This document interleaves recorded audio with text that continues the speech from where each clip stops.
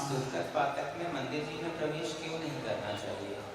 ये भी प्रश्न कई बार आया है, क्योंकि सोर सूतक अथवा सूतक पातक, जब सोर सूतक कहते हैं तो जन्म के उस व्यवधान को सोर बोला जाता है और मरण के व्यवधान को पातक बोला, सूतक जन्म के व्यवधान को शोर बोला जाता है और मरण के व्यवधान को सूतक बोला जाता है।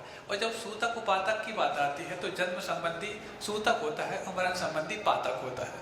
ये दो विषय हैं। अब सूतक और सूर क्या है या सूतक उपातक क्या है? तो इन समयों में व्यक्ति अति हर्ष में अथवा अति विषाद के समय रहता है। जन्म हुआ है तो उत्सव मना रहता है, तो अपने आपे से बाहर रहता है।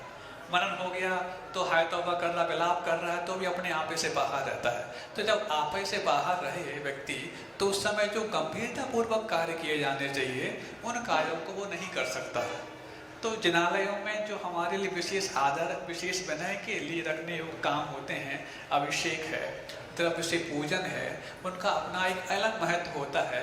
तो ऐसे कार्यों में जब आप अपने आपे से बाहर हैं तो उनसे दूर रहो, भावों से करो तो दूर से कर सकते, कोई बाधा नहीं है। इसीलिए व्यक्ति जब आपा में आ जाए फिर जाकर के उन कार्यों को करने के लिए तैयार हो जाए। तो आपे में आने में कितना समय लगता है? तो बताया था कि आपकी जो ये देशवती भी हैं तो आपकी कषाय 15 दिन तक रह सकती है। तो चाहे वो राग रूप कषाय हो, चाहे वो द्वेष रूप कषाय हो, मतलब चाहे वियोग रूप कषाय हो, चाहे वो अनुराग रूप कषाय हो, किसी भी रूप में है तो अधिकतम 15 दिन, इसलिए वो 13 दिन का अथवा 10 दिन का माना जाता है। इतने समय में आप धीरे धीरे अपने आप को संभाल लेते हैं और आपे में आ जाते हैं, फिर आपको छोड़ दी जाती है। अब कोई ये कहे कि हमारी तो बहुत दूर की पीढ़ियां हैं, ये है, हम कैसे करें?